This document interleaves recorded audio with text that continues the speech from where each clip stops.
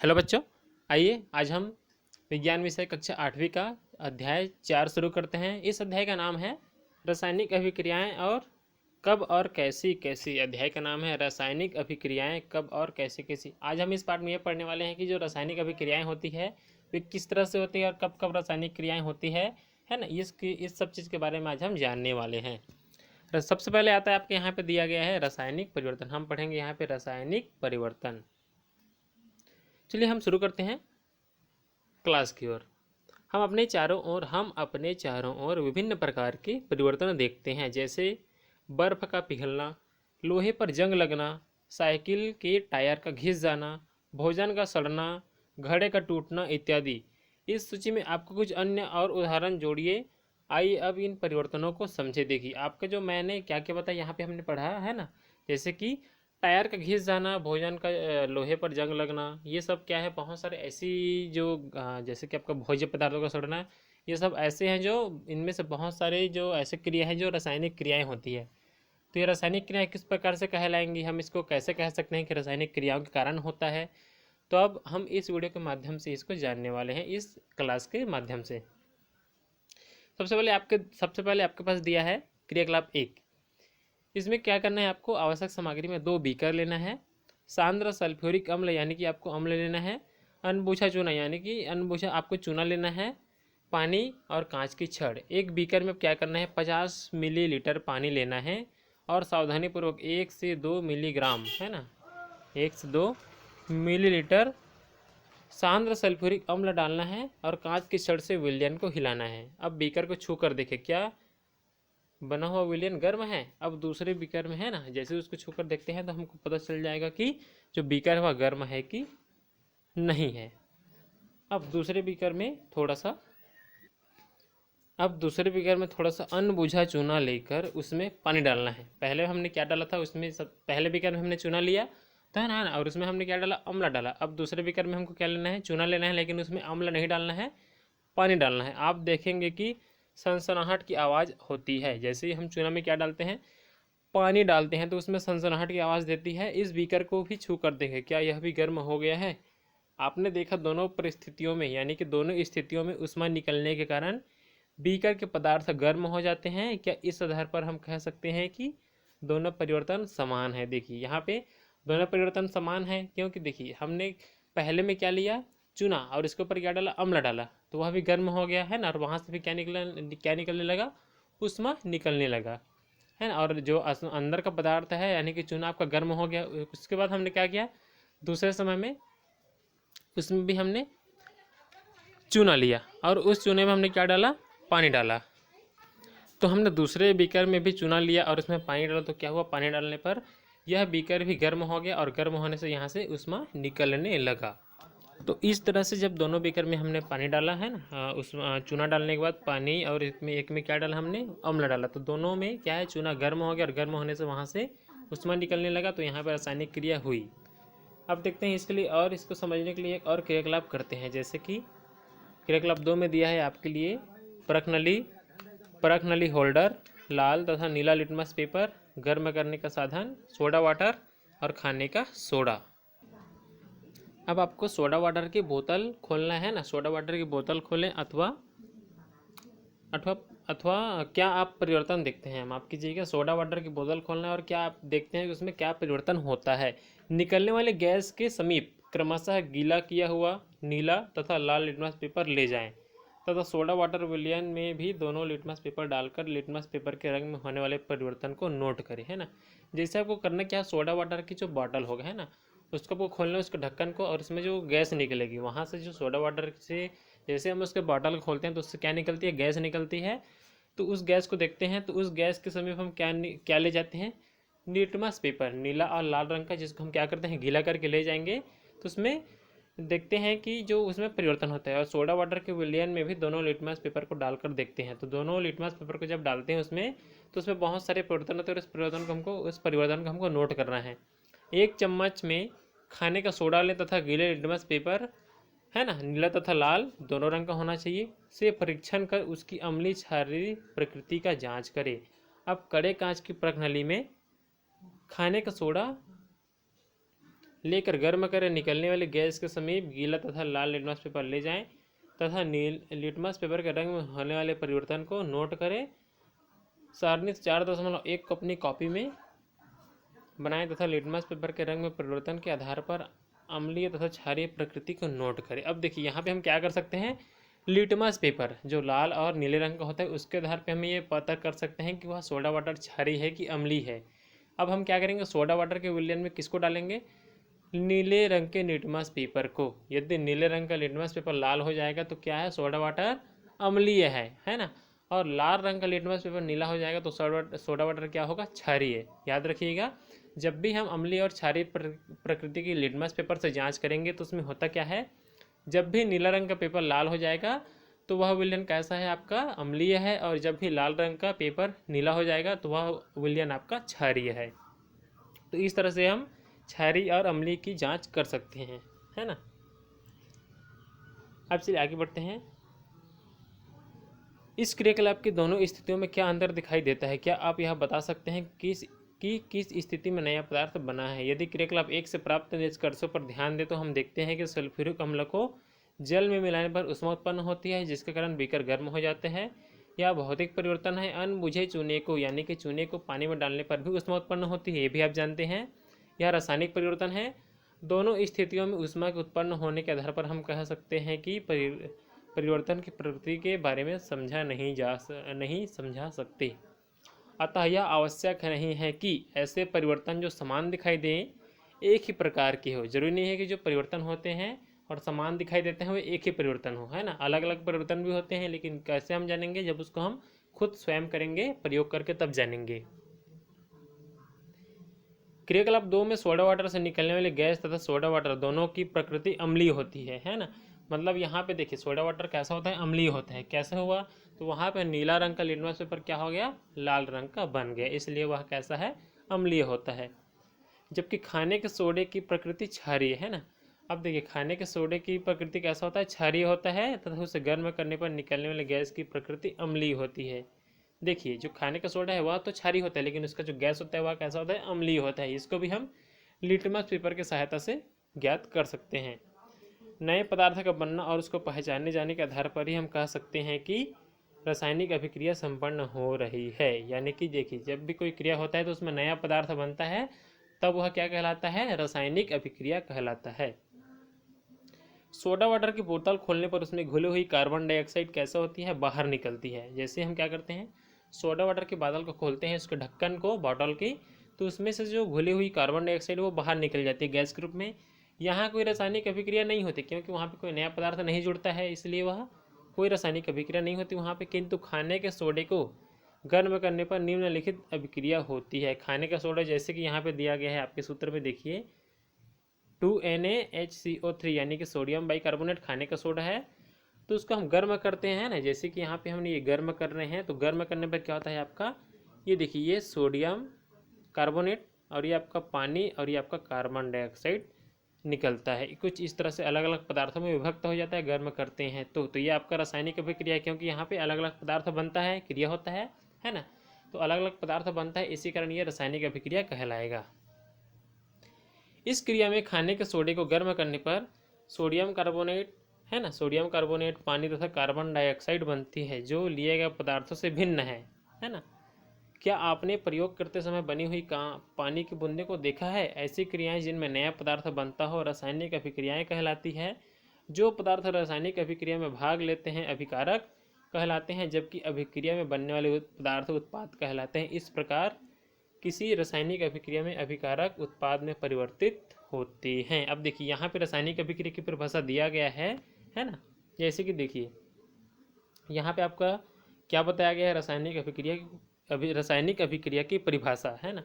तो यहाँ पे देखिए ऐसी अभिक्रिया, यहाँ से देखिए ऐसी अभिक्रियाएं जिसमें नया पदार्थ बनता हो रासायनिक अभिक्रिया कहलाती है। और देखिए जो पदार्थ रासायनिक अभिक्रिया में भाग लेते हैं अभिकारक, और जो पदार्थ अभिक्रिया में बनते हैं वे उत्पाद कहलाते हैं, है ना। और जो पदार्थ रासायनिक अभिक्रिया में भाग लेते हैं अभिकारक कहलाते हैं, और रासायनिक अभिक्रिया में बनने वाले नए पदार्थों को उत्पाद कहते हैं। इस प्रकार अभिकारक और उत्पाद के मिलने से ही क्या बनता है, और आपका रासायनिक अभिक्रिया बनता है, रासायनिक अभिक्रिया होती है। तो याद रखिएगा रासायनिक अभिक्रिया क्या है। तो रासायनिक अभिक्रिया ऐसी अभिक्रिया जिसमें नया पदार्थ बनता है रासायनिक अभिक्रिया कहलाता है। और अभिकारक जो क्या होता है, रासायनिक अभिक्रिया में भाग लेने वाले पदार्थ को अभिकारक कहते हैं। तो ये हो गया आपका। और उत्पाद भी जान लीजिएगा, रासायनिक अभिक्रिया में नया बनने वाले पदार्थ को उत्पाद कहा जाता है। तो ये होता है आपका रासायनिक अभिक्रिया। चलिए अब रासायनिक अभिक्रिया के कुछ लक्षणों के बारे में जानते हैं ना। रासायनिक अभिक्रिया के लक्षण हम देखते हैं। तो रासायनिक अभिक्रिया के कुछ लक्षण है यहाँ पे क्रियाकलाप के माध्यम से दिया गया है। क्रियाकलाप 3 हम देखते हैं। प्रखनली, कैल्शियम कार्बोनेट, तनु हाइड्रोक्लोरिक अम्ल। 3 चीज़ लेना है, प्रखनली लेना है, कैल्शियम कार्बोनेट लेना है और आपको अम्ल लेना है तनु हाइड्रोक्लोरिक। एक प्रखनली में कैल्शियम कार्बोनेट ले, इसमें तनु हाइड्रोक्लोरिक अम्ल डालें। अम्ल डालने पर क्या परिवर्तन होता है, इस क्रिया के फलस्वरूप निकलने वाली गैस कौन सी है, इसको नोट करना है। यहाँ हम देखते हैं कि अभिकारक कैल्शियम कार्बोनेट जिसको हमने लिया है ना। कैल्शियम कार्बोनेट एक अम्लीय ठोस पदार्थ है जो हाइड्रोक्लोरिक अम्ल से क्रिया कर कार्बन डाइऑक्साइड गैस बनाता है। इस क्रिया में बना कैल्शियम क्लोराइड बने हुए जल में घुलता है। यहाँ पे देखिए कैल्शियम कार्बोनेट क्या है आपका अभिकारक, क्योंकि रासायनिक अभिक्रिया में जो पदार्थ भाग लेते हैं उसको हम क्या कहते हैं, अभिकारक। तो यहाँ पे 2 चीज़ अभिकारक है, कैल्शियम कार्बोनेट और तनु हाइड्रोक्लोरिक अम्ल है ना। ये दोनों क्या है आपके, ये दोनों आपके क्या है, अभिकारक है ये दोनों। अब दिया है यहाँ पे देखिए सूत्र में, ये कैल्शियम कार्बोनेट और ये हाइड्रोक्लोरिक अम्ल, ये दोनों आपके अभिकारक हो गए। यहाँ पे अब ये दोनों को हमने जैसे मिलाया तो क्रिया हुआ, और इस क्रिया के माध्यम से क्या क्या उत्पाद बना, तो कैल्शियम क्लोराइड, कार्बन डाइऑक्साइड और H2O यानी कि पानी बनाए। तो ये सब आपका 3 उत्पाद बनाए और 2 अभिकारक यहाँ पे भाग लिए हैं। और यहाँ पे इस तरह से रासायनिक अभिक्रिया संपन्न हुआ। गैस का निकलना तथा अभिकारकों की अवस्था में परिवर्तन क्या कहलाता है, रासायनिक अभिक्रिया के लक्षण है ना। गैस निकलता है रासायनिक अभिक्रिया में और अभिकारकों की अवस्था में परिवर्तन यानी कि अभिकारक की अवस्था बदल जाना है ना। तो कैल्शियम कार्बोनेट कैसा था, एक और हाइड्रोक्लोरिक अम्ल था तो विलयन के रूप में था और एक ठोस पदार्थ के रूप में था। तो देखिए यहाँ पे क्या क्या बन गया, एक कैल्शियम क्लोराइड यानी कि ठोस से क्या बन गया सीधा यहाँ पे ये विलयन के रूप में बन गया, और यहाँ पे फिर और गैस के रूप में बन गया, और यहाँ पे पानी के रूप में बन गया। तो सभी का अवस्था बदल गया, अभिकारक की जो अवस्था है वो सब बदल जाता है। तो ये भी रासायनिक अभिक्रिया के लक्षण है। यानी कि जो हम रासायनिक अभिक्रिया में क्या लेते हैं, पदार्थ लेते हैं यानी कि अभिकारक लेते हैं, वे क्या हो जाते हैं, अपनी अवस्था से बदल जाते हैं क्रिया के बाद। तो यहाँ पे जो कैल्शियम कार्बोनेट और हाइड्रोक्लोरिक अम्ल वो किस किस में बदल गया, एक तो विलयन में बदल गया, कैल्शियम क्लोराइड में, और एक कार्बन डाइऑक्साइड में बदल गया, और एक पानी में बदल गया। तो तीनों का अवस्था बदल गया। तो ये होता है रासायनिक अभिक्रिया के लक्षण, अवस्था का बदलना। हमने देखा कि यहाँ 2 पदार्थों को आपस में मिलाने पर क्रिया हुई। 2 पदार्थों को हमने मिलाया किस किस को, ये तो आपका कैल्शियम कार्बोनेट और HCl यानी कि हाइड्रोक्लोरिक अम्ल को मिलाया तो यहाँ पे क्रिया हुई है ना। क्या आप इस प्रकार की अन्य क्रियाओं का उदाहरण बता सकते हैं, जंग लगना, भोजन का खराब होना आदि ऐसे ही कुछ उदाहरण है। अब देखिए जंग लगना, तो जंग में भी होता क्या है, लोहा यानी कि आपका आयरन है ना, आयरन और नमी वातावरण, और वहाँ पे क्या होता है ऑक्सीजन, तो ऑक्सीजन हो गया और आयरन हो गया, दोनों आपस में क्रिया करते हैं और जंग बनता है। तो ये भी हो गया आपका रासायनिक अभिक्रिया हो गया है ना। रासायनिक अभिक्रिया के द्वारा ही उसमें क्या लगता है, जंग लगता है लोहे पर। भोजन का खराब होना, तो भोज्य पदार्थ और वहाँ पे छोटे छोटे सूक्ष्म जीव आ जाते हैं जो भोजन को सड़ाते हैं। तो वहाँ पे भी 2 चीज़ों के मिलने से क्या होता है, भोजन खराब होता है, यानी कि वहाँ भी रासायनिक अभिक्रिया होती है। अब देखिए यहाँ पे और कुछ दिया गया है क्रियाकलाप 4 में। यहाँ पे सिर्फ ज़्यादा क्रियाकलाप दिया गया है लगता है इस पार्ट में है ना। शक्कर गर्म करने का साधन, प्रखनली, होल्डर, कड़े कांच की प्रखनली आदि। अब देखिए एक कड़े कांच की प्रखनली लें, उसमें थोड़ी सी शक्कर में लें और गर्म करना है। शक्कर लेकर इसमें गर्म करना है, जैसे कि यहाँ पे चित्र में दिखाया गया है। इसमें क्या लेना है आपको, शक्कर, और उसको गर्म करना है एक हुक की सहायता से पकड़ के। गर्म करने पर होने वाले परिवर्तन को देखें। शक्कर गर्म करने पर पहले क्या होती है, पिघलती है, यानी कि शक्कर क्या है, जैसे हम गर्म करते हैं तो पिघलने लगती है, और अधिक गर्म करते हैं तो जलकर काली हो जाती है, और काली हो जाती है तथा प्रखनली की दीवार पर पानी की बूंदी दिखाई देती है। इसे शक्कर का अंगारण कहते हैं। जैसे हम शक्कर को गर्म करते हैं, ज़्यादा गर्म करते हैं तो क्या हो जाता है, जल जाता है, और दीवार में क्या दिखाई देता है, पानी की छोटी छोटी बूंदें। तो इसे कहते हैं शक्कर का अंगारण कहा जाता है या चारिंग कहा जाता है। क्या यहाँ क्रिया के बाद बने नए पदार्थ क्रिया से पहले लिए गए पदार्थ के समान है, तो नहीं है। देखिए यहाँ पे बोला जा रहा है, आपसे पूछा जा रहा है कि क्या यहाँ पर क्रिया के दौरान लिया गया पदार्थ क्रिया के बाद बने पदार्थ के समान है तो नहीं। सबसे पहले हमने क्या लिया था, शक्कर, जो कैसा था, सफ़ेद अलग रंग का था, लेकिन जैसे ही वहाँ पे क्रिया हो तो शक्कर क्या हो गया, काले रंग में परिवर्तन हो गया, यानी कि उसका परिवर्तन और रूप क्या है, अलग अलग हो गया, बदल गया। तो यहाँ पे पदार्थ एक समान नहीं है। हमने यहाँ देखा कि नए पदार्थ के बनने की यह क्रिया गर्म करने पर संपन्न होती है ना। तो यहाँ पे क्या हुआ, नए पदार्थ कैसे बने, जब हमने शक्कर को गर्म किया तब शक्कर से क्या बन गया, चारिंग बन गया, है ना। अतः हम कह सकते हैं कि कुछ रासायनिक क्रियाएं गर्म करने पर संपन्न होती है, और ऐसे ऐसे कुछ रासायनिक क्रियाएं जो होती है, क्या होती है, गर्म करने पर भी रासायनिक क्रियाएं होती है, कुछ रासायनिक क्रियाएं। इन क्रियाओं में ऊष्मा का अवशोषण होता है, ऐसी अभिक्रियाएं ऊष्मा शोषी कहलाती है ना। जो जिस अभिक्रियाओं में क्या होता है, ऊष्मा का अवशोषण होता है, उन क्रियाओं को क्या कहा जाता है, ऊष्मा शोषी अभिक्रियाएं कहा जाता है। अब देखिए ऊष्मा शोषी अभिक्रियाएं क्या है, तो देखिए याद रखिएगा, ऐसी अभिक्रियाएं जिसमें ऊष्मा का अवशोषण होता है ऊष्मा शोषी अभिक्रियाएं कहलाती है। तो हमने पढ़ लिया ऊष्मा शोषी अभिक्रिया के बारे में। अब हम देखते हैं, है ना, ऊष्मा क्षेपी अभिक्रिया के बारे में यहाँ पे दिया गया है। देखिए यहाँ पे ऊष्मा क्षेपी अभिक्रिया के बारे में आपको दिया गया, ये है आपका ऊष्मा क्षेपी अभिक्रिया। आपने देखा क्रियाकलाप 1 में अनबुझे चूने में पानी डालने पर, है ना, पानी डालने से ऊष्मा का उत्सर्जन होता है, अतः कुछ रासायनिक क्रियाओं के संपन्न होने में ऊष्मा उत्सर्जित होती है, इन्हें हम ऊष्मा क्षेपी अभिक्रिया कहते हैं। यानी कि आपका ऊष्मा शोषी अभिक्रिया में होता क्या है, वहाँ पे ऊष्मा का अवशोषण होता है, और ऊष्मा क्षेपी अभिक्रिया क्या है, जिसमें वहाँ पे ऊष्मा का उत्सर्जन होता है। यानी कि ऐसी अभिक्रियाएं जिनमें ऊष्मा निकलती है, यानी कि ऊष्मा उत्सर्जित होती है, क्या कहलाती है, ऊष्मा क्षेपी अभिक्रिया कहलाती है। यानी कि बिल्कुल उसका उल्टा रहेगा, है ना। ऊष्मा शोषी और ऊष्मा क्षेपी दोनों की परिभाषा बिल्कुल अलग रहेगी, उसका उल्टा रहेगा। ऊष्मा शोषी का परिभाषा और ऊष्मा क्षेपी का परिभाषा बिल्कुल एक दूसरे के विपरीत परिभाषा होगी। यानी कि ऊष्मा शोषी में ऐसी अभिक्रियाएं जिसमें ऊष्मा का अवशोषण होता है, और ऊष्मा क्षेपी ऐसी अभिक्रियाएं जिसमें ऊष्मा का उत्सर्जन होता है। ये हो गया आपका ऊष्मा क्षेपी और ऊष्मा शोषी अभिक्रिया। अब देखिए आपके पास अगला दिया है क्रियाकलाप 5। इसमें क्या लेना है आपको, परखनली लेना है, दूध, नींबू का रस, गर्म करने का साधन, 3 चीज़ लेना है, 4 चीज़, है ना। परखनली लेना है, दूध, नींबू और गर्म करने का साधन। नींबू का रस लेना है आपको, याद रखिएगा। परखनली को दूध से आधा भरें। अब क्या करना है आपको, परखनली को दूध से आधा भर लेना है। अब इसे गर्म कर नींबू के रस की कुछ बूंदे डालना है। जैसे ही हम परखनली के में रखे दूध को गर्म कर लेंगे तो उसमें गर्म करने के बाद नींबू के 2-3 बूंद को डालना है।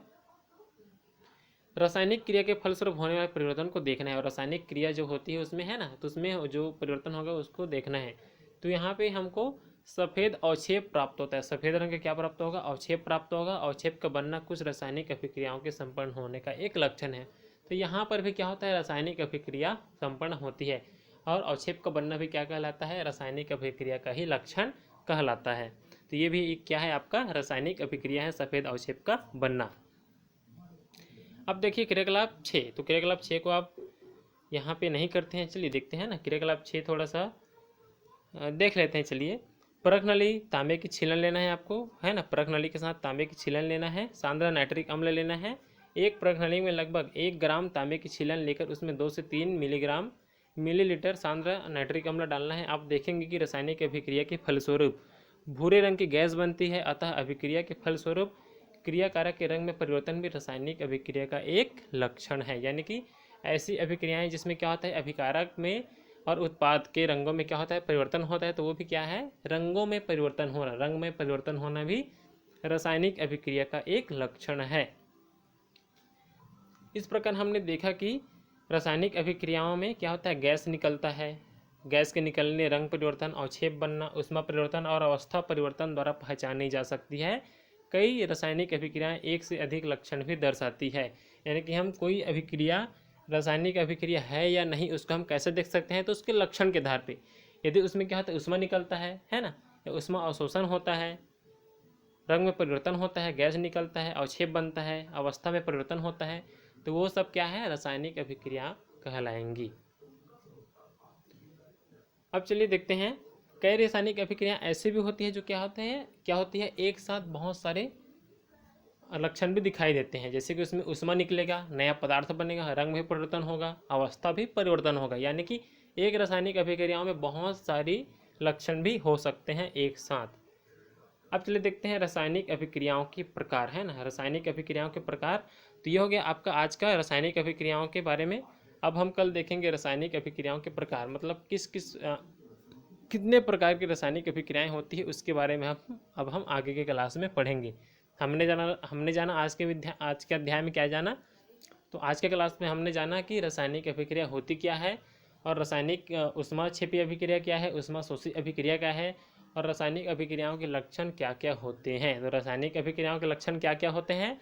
रंग परिवर्तन होना, गैस का निकलना, पदार्थ की अवस्था में परिवर्तन होना, है ना, ऊष्मा का निकलना, ये सब क्या है आपके रासायनिक अभिक्रियाओं के लक्षण है।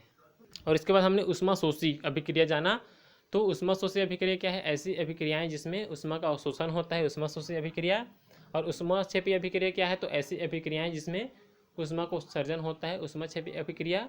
और सबसे मेन है ना रासायनिक अभिक्रिया क्या है? तो ऐसी अभिक्रियाएं जिसमें नया पदार्थ बनता है, क्या कहलाती है? रासायनिक अभिक्रियाएं कहलाती है। तो ये हो गया आपका आज का क्लास। अब हम कल पढ़ेंगे रासायनिक अभिक्रियाओं के प्रकार। कितने प्रकार के आपके रासायनिक अभिक्रियाएं होती है? तो देखिए यहाँ पे पहला दिया है संयोजन, उसके बाद आपका दिया है अपघटन या वियोजन अभिक्रिया, उसके बाद विस्थापन अभिक्रिया। ये सब अभिक्रियाओं के बारे में हम कल पढ़ेंगे। और ये आपका पार्ट जो है कल शायद आपका खत्म भी हो सकता है, कल तक आपका ये पार्ट जो दिया गया है वो। तो चलिए अब हम नेक्स्ट क्लास में बाकी को जानेंगे।